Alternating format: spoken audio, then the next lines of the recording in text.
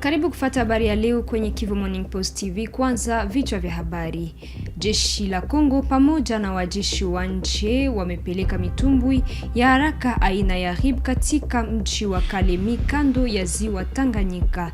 Mitumbwi hii inatumika kwa uchunguzi, doria na operation za haraka juu ya ziwa, hasa wakati kuna hatari ya kusonga mbele kwa AFC M23. Kwa upande mwingine, pamoja na taarifa zinazoelezwa kwenye mitandao ya kijamii kuhusu hali mbaya ya usalama, meya wa Baraka anasema kuwa mji upo salama na shughuli za kawaida zinaendelea. Anaeleza pia kuwa kuna mikutano ya mara kwa mara kati ya vyombo vya usalama, FARDC na viongozi wa mitaa ili kuangalia hali ya usalama na kuzuia matatizo.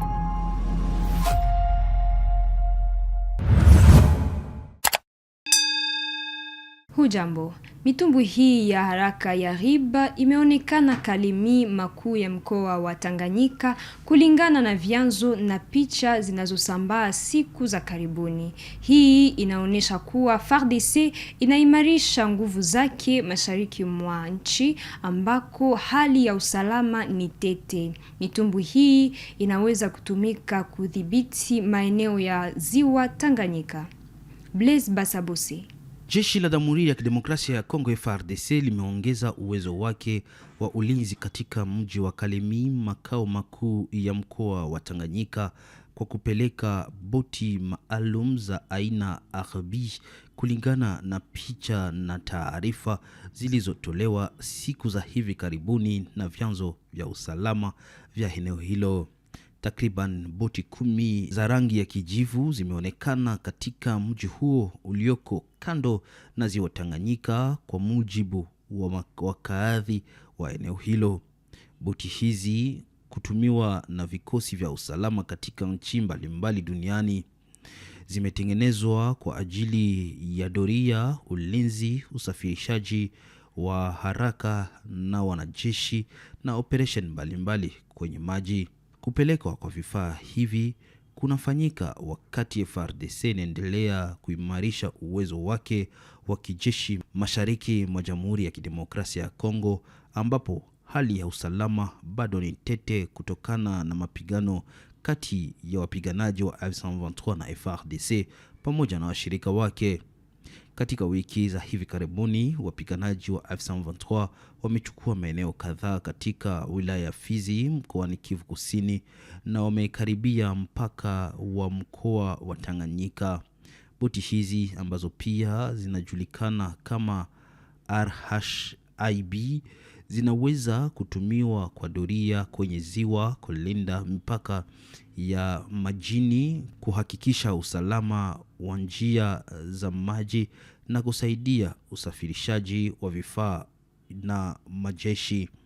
Kuwepo kwa vita hivi Kalemi kunafanyika wakati mamlaka zinaongeza uangalizi katika ardhi ya Tanganyika, eneo lenye umuhimu mkubwa katika ukanda wa maziwa makuu, kwa lengo la kuimarisha usalama wa udhibiti wa maeneo ya miji.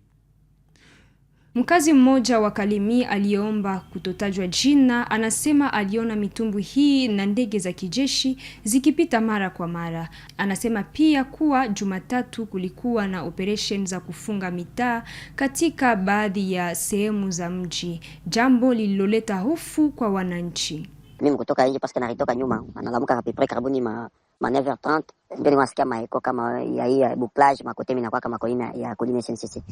Alors sasa mimi natoka nje ndio nasikia madisi kama ya hii de militaire yote beko nafanya bouclage. Hapa ndio natoka natafuta kufika pa station de façon que les gens renseigner ni Dieu qu'est-ce qui se passe.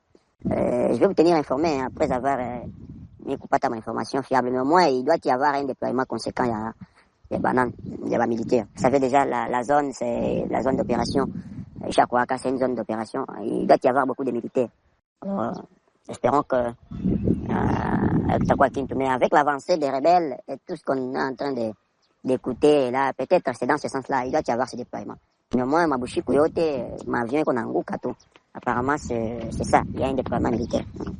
Meya wa Baraka anarudi kuwa hali ya usalama ni shwari. Anasema vyombo vya usalama vinafanya mikutano mara kwa mara pamoja na FARDC na viongozi wa mitaa. Anaeleza kuwa matukio ya hivi karibuni yalitokana na risasi za ovyo kutoka kwa baadhi ya askari waliorudi toka vita na wengine wameshakamatwa. Shughuli za serikali, biashara na kilimo zinaendelea kawaida.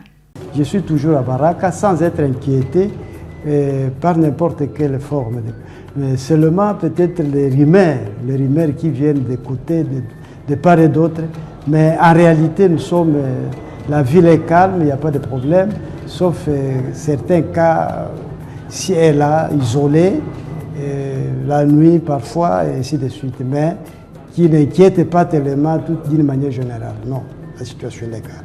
Nous faisons des conseils de sécurité régulièrement. Il y a les conseils de sécurité restreints.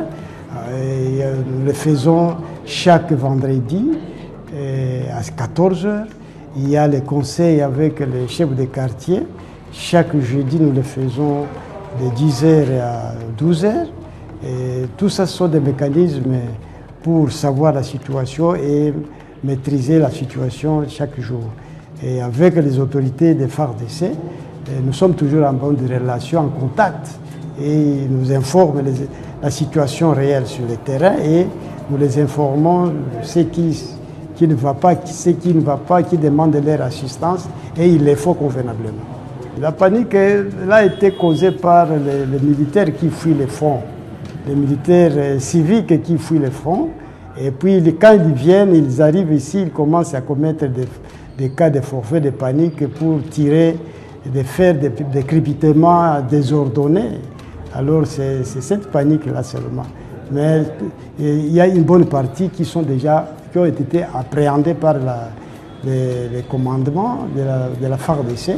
Ils seront soumis à la justice pour répondre à leurs actes. La ville de Baraka continue ses activités comme d'habitude.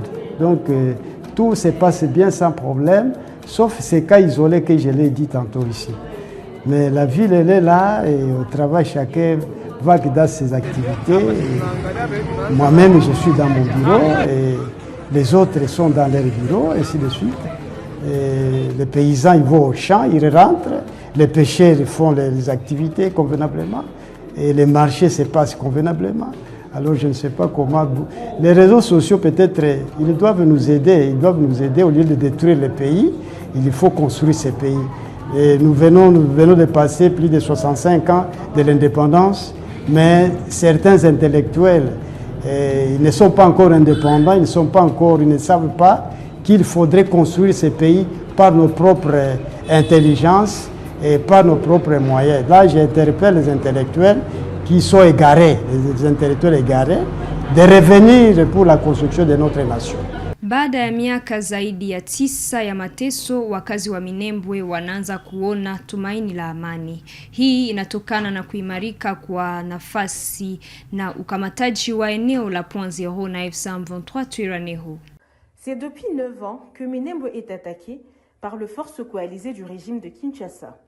Ces derniers a délibérément imposé un blocus total à cette région des hauts plateaux du Sud Kivu. Plus aucune denrée alimentaire, plus aucun médicament, plus aucun secours ne peut y parvenir librement. 1 kilogramme de sucre s'y vend aujourd'hui jusqu'à $40 américains lorsqu'il est encore disponible. Ces blocus est bien plus qu'une simple stratégie militaire, ils constituent une véritable arme d'extermination. Ils transforment la région en un espace d'isolement, en une prison à ciel ouvert et en un véritable mouroir. Le régime de Kinshasa, avec l'appui des forces burundaises, des milices Mai Mai Wazalendo et des FDLR, a transformé cette enclave en vaste espace d'isolement. Les populations Banyamulenge, ciblées en raison de leur apparence physique, vivent sous des bombardements quotidiens. Les frappes des drones et des tirs d'artillerie lourde atteignent indistinctement les habitations, les hôpitaux, les écoles, les églises et d'autres infrastructures civiles. Le 24 juin 2026, l'hôpital général de Minembwe, y compris son pavillon pédiatrique, a été bombardé. Des enfants malades et des nouveau-nés se sont retrouvés au cœur des frappes. De tels actes constituent des crimes de guerre et des crimes contre l'humanité au regard du droit international humanitaire, notamment des conventions de Genève et du statut de Rome. Pendant ce temps, la communauté internationale, les organisations humanitaires et de nombreuses organisations de défense de droits humains sont restées silencieuses. Aucun couloir humanitaire, aucune sanction, aucune mission d'enquête internationale n'a été mise en œuvre. Cette absence de réaction a contribué à prolonger les souffrances de Banyamulenge, confrontés depuis plusieurs décennies à des discours de haine, à la contestation de leur identité congolaise et à des formes persistantes de marginalisation. Dans cet enfer où le régime de Kinshasa poussait les peuples Banyamulenge vers l'extinction, l'AFC M23, aux côtés de MRDP, a intervenu afin de protéger les populations civiles des Minembwe. L'heure n'était plus au débat politique, il s'agissait d'une question de survie pour des compatriotes traqués, bombardés et privés de toute protection. L'intervention était une obligation morale pour sauver des vies. Le 8 juillet 2026, le leadership de l'AFC M23 et MRDP est arrivé à Minembwe. La population a marqué cet événement par des chants, des prières et des manifestations de joie. Cette journée marque également la fin d'une longue période de souffrance et de l'espoir d'un avenir plus sûr pour les Banyamulenge.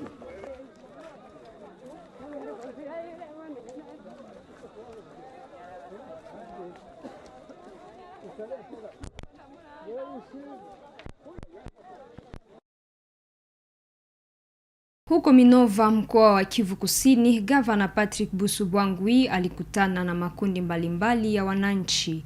Lengo ni kusikiliza matatizo yao na kuimarisha amani na kumaliza mgororo ya kijamii. Soucieux de pacifier et de promouvoir le vivre ensemble prôné par le mouvement révolutionnaire AFC M23, le gouverneur du Sud Kivu, Patrick Busubwangwi, en séjour de travail en territoire de Kalehe, a consacré la journée de samedi 11 juillet au dimanche 12 juillet 2026 à une séance d'écoute citoyenne à Minova, à la lisière du territoire de Kalehe. Une démarche qui s'inscrit dans une dynamique de gouvernance de proximité visant à rapprocher l'autorité provinciale de ses administrés, tout en apportant des réponses concrètes aux préoccupations des communautés locales. Sur place, le chef de l'exécutif provincial a échangé directement avec les habitants, recueillant leurs doléances dans un climat d'ouverture et de confiance en vue de promouvoir la cohésion sociale, la paix retrouvée. Au cœur des discussions, les conflits fonciers générationnels persistants depuis plusieurs années, ainsi que les différents familiaux ayant fragilisé la cohésion sociale. Face à ces enjeux, le gouverneur Patrick Busubwangwi a réaffirmé la volonté des autorités du mouvement révolutionnaire AFC M23 de privilégier les solutions durables basées sur le dialogue, la justice équitable et la réconciliation communautaire. Cette initiative a été saluée par la population de Minova et ses environs, qui s'est dite par ailleurs soulagée et rassurée de voir les autorités de l'AFC M23 s'impliquer au plus haut niveau dans la recherche des solutions à ces préoccupations. Nikizani zamani kulikuwa na hata avuka kutusambia kulikuwa na muogopaka kusudi fike kwenye iko ilikuwa ka probleme mpaka waanze juzi, lakini kufika hapa kuna kasa saa yenye tumefanya nini, tumepanga. Antukani na bashukuru sana na ndezi baomba kubisi wako natusaidia viendelee hivi. Haiko shipeke njo tuko na probleme huko, bamingi bebako na mashida mbalimbali kabisa. Nina bashukuru sana na viendelee hivi, bisipunguke, viendelee. Nous sommes grandement joyeux de voir la décision que le gouverneur vient de prendre sur base de ces dossiers. En tout cas, nous sommes très satisfaits. En fait, avec la révolution, on demande aucun franc. La procédure est gratuite et d'ailleurs sur leur porte, on affiche que tout est gratuit par rapport à ce qui était avant. Les autres qui traînent à ne pas venir saisir les autorités judiciaires, en tout cas, il serait question de faire appel à eux, de venir et d'amener leurs dossiers, leurs litiges, afin qu'ils puissent trouver des solutions palliatives. À travers cette descente, les autorités de la AFC M23 entendent consolider la stabilité sociale dans cette partie du Sud Kivu, tout en renforçant la confiance entre gouvernants et gouvernés, condition essentielle pour une paix durable. Patrick Busubwangwi s'est fait accompagner lors de ses périples, notamment de l'administrateur de territoire de Kalehe, du président de la chambre d'arbitrage, ainsi que d'autres autorités civiles et militaires du mouvement révolutionnaire AFC M23. Je n'ai jamais vu ça. Depuis ma naissance, j'ai né de 53 ans, mais minafurahi juu yenye mazuri yenye namitendea, yani sijaona mtu mzuri kama huyo amefika Pretoria anatatua shida zangu kabla ninavyopenda. Nimesikia roho yangu kabisa ni roho mzuri sana.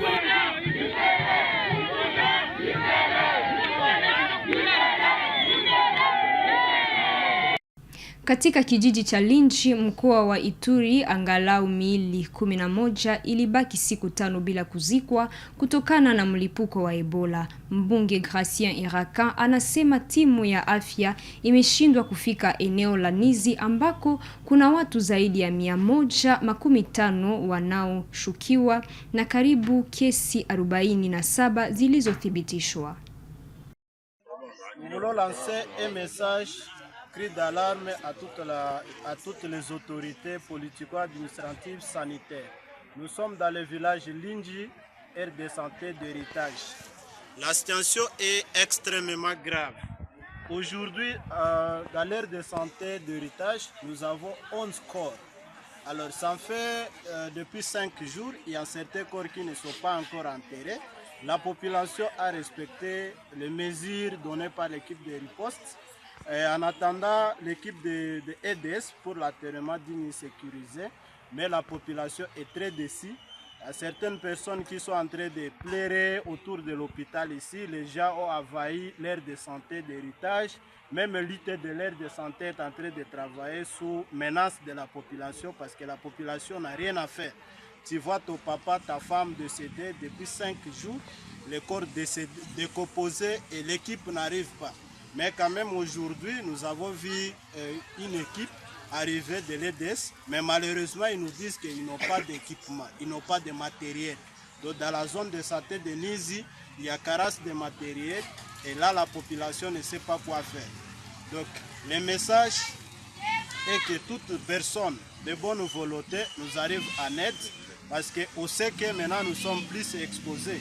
S'il y a un corps chez toi qui fait 5 jours à décomposition, donc on expose toute la population, tout le monde.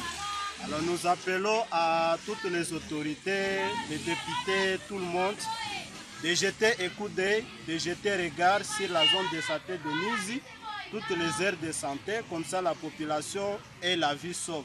Parce que le message de riposte est bien saisi. Et la population ne touche pas aux personnes décédées, mais malheureusement, l'équipe de riposte, rien ne marche. Voilà, nous avons la population, la famille qui ont perdu leurs membres. Ils sont arrivés là pour réclamer l'équipe de l'EDS pour l'enterrement digne et sécurisé.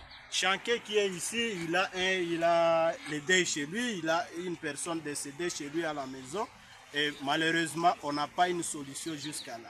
Même l'IT qui est là travaille sous menace des populations parce que présentement nous avons 11 corps non enterrés et l'équipe de EDS arrivée, ils ont dit qu'ils n'ont pas le matériel. Vraiment la situation est très grave. Merci. Shirika la redio za karibu kwa ushirikiano na UNESCO limetoa vifaa vya kunawa mikono kwa redio mbalimbali za jamii huko Bunia. Lengo ni kupambana na magonjwa ya kuambukiza kama Ebola na kuhamasisha usafi katika jamii. Des kits complets de lavage des mains adaptés au contexte Ebola ont été remis aux médias de l'Ituri par l'UNESCO, partenaire du gouvernement. C'est en marge d'une formation de 48 heures à Bunia ayant regroupé des journalistes issus des radios communautaires opérationnelles dans plusieurs zones de santé déjà touchées par l'épidémie, organisée par la Fédération des radios de proximité, FRPC, que ce kit a été rendu disponible. Pour le responsable du collectif de radios communautaires de la province de l'Ituri, Korakopi, la formation a été une opportunité pour renforcer les connaissances et compétences des professionnels des médias vivant avec la population à la base afin de lutter contre la désinformation autour de la maladie. Cette proximité fait de nos radios des partenaires incontournables de la communication des risques et de l'engagement communautaire. À ce titre, les opérateurs de ces médias méritent d'être outillés afin de détecter et déconstruire des rumeurs et infodémie créées et distillées à une vitesse exponentielle. Le présent atelier est donc une occasion de renforcer nos compétences, d'améliorer nos pratiques journalistiques et de mieux comprendre les enjeux liés à la couverture médiatique des épidémies. Il nous permettra également de consolider notre engagement en faveur d'un journalisme éthique fondé sur la vérification des faits, le respect de la dignité humaine et la diffusion des messages susceptibles de renforcer la confiance des populations envers les interventions de santé publique. Chabani Modeste, PCA de la Fédération des radios communautaires, a fait savoir que la bonne information sauve des vies, slogan du FRPC. La bonne information est un médicament du fait que c'est elle. Si la bonne information circule, je pense qu'elle va chasser davantage les rumeurs et les mauvaises informations liées à l'épidémie.